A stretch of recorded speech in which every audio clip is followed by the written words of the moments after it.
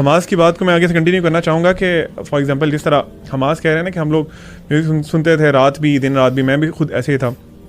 मेरे लिए ना एक बड़ा शॉकिंग वाक़या था कि एक शेख थे, उन्होंने ये इंसिडेंट बताया कि जो लोग बहुत ज़्यादा म्यूज़िक सुनते हैं ना तो डेथ तो देखे आनी है, मरना मैंने भी है, आप सब ने भी मरना है। डेथ के वक्त आप सल्लल्लाहु अलैहि वसल्लम की एक हदीस है कि जो इंसान इन्नमल अमालु बिल ख़वातीम, यानी हमारे जो अमाल है ना वो जब ख़त्म होंगे ना उस हिसाब से जज किया जाएगा। यानी इसका मतलब ये है कि अगर मैं म्यूज़िक सुनते सुनते रात को मर जाता तो क़यामत वाले दिन जब मैं उठाया जाता ना, सब लोगों को अपनी अपनी पड़ी होती, मैं तब भी म्यूज़िक हेड बैंगिंग चल रही होती मेरी तब भी। तो हमारी यूथ को ना एटलीस्ट थोड़ा सा ये सोचना चाहिए कि देखें मौत से कोई भी नहीं फरार हो सका। पूरी कायनात में ना कोई भी इंसान या कोई भी इवन फरिश्ते जिन्नात कोई भी मखलूक मौत से नहीं भाग सकती। तो we should prepare for it. आपको एक स्कॉलर का वाक़या मैं आपको बताने लगा हूँ। एक there was an old guy, वो ना अपने डेथ बेड पे थे, तो लोगों ने ना कोई सिंगर था, अरेबिक सिंगर था या थी, उसका एक सॉन्ग्स लगाए हुए थे, बहुत बीमार हैं, अबाउट टू डाई। एक स्कॉलर आते हैं, वो कहते हैं अल्लाह का खौफ करो, ये बंदा मर रहा है और तुम यहाँ पे गाने सुना रहे हो उसको। तो उन्होंने कहा चेंज करो जिस तरह हमारा ट्रेडिशन है ना कि जब जहाँ पे हमने अपनी मर्जी से दीन घुसाना होता है, हम दुकान सुबह खोलते हैं, हम 1 घंटा कुरान की तिलावत लगा के समझ कुछ नहीं आ रहा, बस वो एक ट्रेडिशनल एक फॉर्मेलिटी पूरी कर रहे हैं। तो उन्होंने भी फ़ौरन से ना चलो जी एक कैसेट निकाल के कुरान की कैसेट डाल दो। वो डाली तो जो बंदा अपने डेथ बेड पे था वो कहता है बंद करो, ये क्या लगा दिया तुमने मुझे, वापस वही लगाओ, वही गाना वापस लगाओ। एंड लिटरली वो गाना दोबारा लगाया गया और उसकी रूह परवास करी। तो आप मतलब मुझे समझ नहीं आती, यूथ ये एंड चाहते हैं हम लोग। और जस्ट टू ऐड, एक ऑस्ट्रेलियन शेख है, आई थिंक शेख खालिद यासीन ने कोट किया था, not sure but anyway he coated के डॉक्टर्स से उनकी मुलाकात हुई है और डॉक्टर्स ने बताया कि we have seen patients, Muslim doctors ने, जिनके आखिरी कलमात गाने के लिरिक्स होते। एक्सीडेंट हुआ, गाड़ी का एक्सीडेंट हुआ, वहाँ पर आ गए hospital, may be they were listening to music. तो अल्लाह माफ़ करे, देखें कलमा आएगा ही तब जब may be you have fulfilled the conditions of कलमा। बाकी अल्लाह की रहमत जिसको चाहे माफ़ कर दे, इसमें को हम होप भी दिलाते हैं। ऐसा नहीं कि हम बहुत ज़्यादा होपलेस कर रहे हैं, लेकिन यू शुड नो कि the way you live will decide how you die. ये तो बहुत बेसिक सी बात है। तो एक बात और ऐड कर दूं, हमास आपने जो अपना एक्सपीरियंस बताया, एक स्टूडेंट, फीमेल स्टूडेंट हमारी क्लास में एक आती थी, बहुत आज से 4-1 साल पहले की बात है। She was into music a lot, in fact so much कि वो म्यूज़िक पे डिग्री कर रही थी कहीं बाहर से, और उनकी कोई दोस्त उन्हें लेकर आई थी हमारे पास। उन्होंने मुझसे सवाल किया म्यूज़िक के ऊपर, मैंने कहा आप कुरान सुना करें।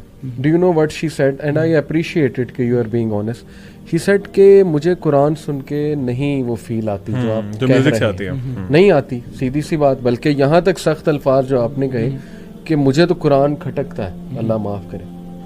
तो उस वक्त अल्लाह ने ही ना मेरे जहन में एक लॉजिक थोड़ी सी डाल दी अल्लाह की तरफ से।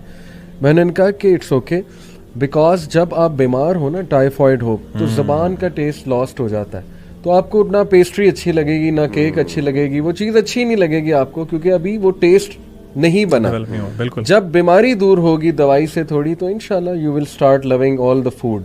उस बीमारी में आपको फूड अच्छा नहीं लगेगा। तो it worked, kind of worked for her. मुझे नहीं पता क्या फिर आगे हुआ, लेकिन एनीवे उस टाइम अल्लाह ने डाला। तो वही बात है कि जिस स्टेट में आप हैं, हम अपने आप को देख लें। हम जिस स्टेट में थे, बल्कि मैं आपको वो कोट भी कर देता हूँ, एक बड़ी फेमस किताब है, किताब का नाम बड़ा फजूल है, learn the art of not giving a dash, anyway, लेकिन ये बड़ी मशहूर हुई। तो उसमें एक चैप्टर है Newton's third law of emotion, ये उन्होंने खुद अपनी तरफ से टाइटल रखा है, लेकिन साइंटिफिक रिसर्चेज उन्होंने कोट की। चैप्टर का एंड में नीचे टैग लाइन है कि your identity will stay your identity until a new experience acts against it। जब तक आप उस जोन में है ना, और आपने कोई और नई चीज एक्सपीरियंस नहीं की, आप उसी को डिफेंड किए जाएंगे। आपके लिए वही दुनिया। नहीं ये हम भी यही कहते थे, तबलीगी जमात आती थी, नहीं जी ये तो म्यूजिक हराम कहते थे, लो जी इन्हें क्या पता, इन्होंने तो सुना ही नहीं कभी, इनको क्या पता मेटल क्या एनर्जी देता है, क्या ड्राइव देता है। तो ये रिसर्चेज यही है कि आप कम से कम एक्सपीरियंस तो करो जी। अच्छा, मैं एक अपने दोस्त के एक्सपीरियंस शेयर करूँगा। मतलब उसने मुझसे सवाल किया था कि यार आप, कोई इंसान सॉन्ग सुनता है, चले वो कुरान भी सुन रहा है और साथ साथ सॉन्ग भी सुन रहा है, क्यों आप जज कर रहे हैं किसी को? उसकी पर्सनल चॉइस है। कोई डांस करना चाहता है, वो नमाजें पूरी कर रहा है, आप क्यों उसको जज कर रहे हैं? हो सकता है उसके दिल में आपसे बेहतर ईमान हो। सही। तो उस वक्त मेरी अकल के मुताबिक जो मैंने उसे जवाब दिया था ना, वो यही मैंने कहा था कि यार अगर तुम डांस कर रहे हो, सॉन्ग सुन रहे हो और तुम्हें उसी में मौत आ जाए और तुम उससे सेटिस्फाई हो तो तुम सुनते रहो। बेहतर पैरामीटर उसको जज करने का ये है कि आप देखो कि मौत अगर मुझे इस हालत में आ जाए तो क्या मैं कंफर्टेबल हूँ, मैं जाऊँगा इस दुनिया से वो काम करते हुए। उसके बाद वलीद भाई इसके अलावा ना मैं एक स्कॉलर को सुन रहा था, उन्होंने एग्जांपल दी। उन्होंने कहा कि देखें आप जिस तरह आपने बताया कि वो डांस कर रहे हैं, आप किसी भी गुनाह में इन्वॉल्व हैं, अल्लाह के नबी सल्लल्लाहु अलैहि वसल्लम आ जाते हैं। इमेजिन करें, थिंक फॉर अ मोमेंट, तो क्या आप उनको शो कर सकते हैं कि आप जो कर रहे थे? देखें तो इस एलिमेंट से ना उनका भी रेप्यूटेशन हो जाती है, जो समा और इस तरह की जो जिसको एक इस्लामिक एलिमेंट टच देते हैं म्यूज़िक को। मैं इसकी बहस में नहीं जाना चाहता, लेकिन आप खुद देख लो कि मैंने एक दफ़ा कहा, मैंने कहा अगर वो जो मतलब यानी हज़रा में वो मतलब यानी इस तरह ज़रबे लगा रहे होते हैं, मैंने कहा अगर तुम लोगों को हज़रत उमर देख लेना, उन्होंने सोटी पकड़ लेनी है, उन्होंने डंडा पकड़ लेना है और आप लोगों की हरकतें देख के कहना कि ये तुम लोगों ने दीन के साथ किया, ठीक है ना? क्या सहाबा ये करते थे बैठ के? Hamas criteria is very simple, जिसने मेरा बबल तोड़ा था। वो एक कोट है ना कि if you want to see a tree look at the fruits it's producing. Yes, exactly. Musicians, सूफी म्यूजिक की मिसाल ले, how much is it helping themselves?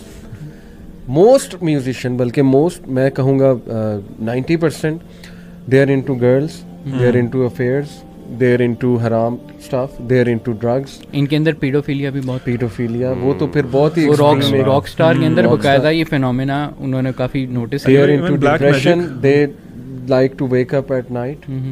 हर उल्टा काम उसमें इन्वॉल्व है। मुझे खुद एक म्यूजिशियन, बहुत मशहूर म्यूजिशियन, उन्होंने छोड़ा था म्यूज़िक, फिर दोबारा चले गए, एनीवे नाम नहीं लूँगा, उन्होंने खुद मुझे बताया था, मैं उनके साथ बैठा हुआ था, उन्होंने कहा यार what hit me was that कि सारा काम रात को होता है और हमें अजीब सी फीलिंग आती थी, जैमिंग भी रात को हो रही है, मतलब लिरिक्स रात को डिसेंड हो रहे हैं, ये उनके अल्फाज थे बकायदा। मैं बकायदा ना वो एक बैंड था, मैं उसका नाम नहीं लूँगा, उनके लिरिसिस्ट कहते थे कि मुझे नहीं पता कि मेरे ऊपर क्या तारी हो जाता था, और मतलब यानी जब मैं होल्ड करता था ना तो इस तरह करके वो लिरिक्स आते थे कि मैं I am not the author of those lyrics, ठीक है ना, और वो लिटरली शैतान का एलिमेंट होता था। अच्छा एक और सॉरी मैं बात कर रहा हूँ कि वाकई में जो आपकी बात में ही मैं ऐड करना चाह रहा हूँ कि आप जो जानता है अंदर से, जो म्यूज़िक इंडस्ट्री को जानता है, हमारे पास वो बंदे आए हुए हैं, हमने भी उनसे भी मुलाकात की है, वो आपको बताएंगे कि अंदर ही क्या है, ठीक है ना इनकी हरकतें सीधी होती हैं, ठीक है ना डिप्रेशन के शिकार होते हैं, और उसमें एक्सट्रीम किस्म का ईवल एलिमेंट। एक और चीज़ ऐड कर लें, इनमें कंपटीशन, कट थ्रोट कंपटीशन की वजह से बैक बाइटिंग, ये मैंने खुद देखा है। बैंड्स हमने भी बनाने की कोशिश की और एक दूसरे से उस लेवल की नफरत कि अगले का डाउनफॉल जो है ना उसके लिए साजिशें करना, ये वो कल्चर है। बिल्कुल, क्योंकि इसमें मॉरल्स तो है ही नहीं ना, म्यूजिक या सॉन्ग्स में कौन से मॉरल्स सिखाते हैं? तो जब मॉरल्स ही नहीं है, उनके अपने मॉरल्स नहीं है, तो फिर वो जो मर्जी करे। और वही कहें कि ये वो अपेरेंटली कई दफा आपको मॉरल लगते हैं कि जी क्योंकि लिरिक्स बड़े मॉरल हैं, ये वो अंदर से उनकी लाइफ जाके देखते हैं, हसद करने लग जाना। कई सिंगर्स हैं उनका मर्डर हो जाता है, ये जो अभी बता भी रहे थे, वी डोंट नो, मर्डर के पीछे मे बी हसद की एक वो रीजन है पूरी।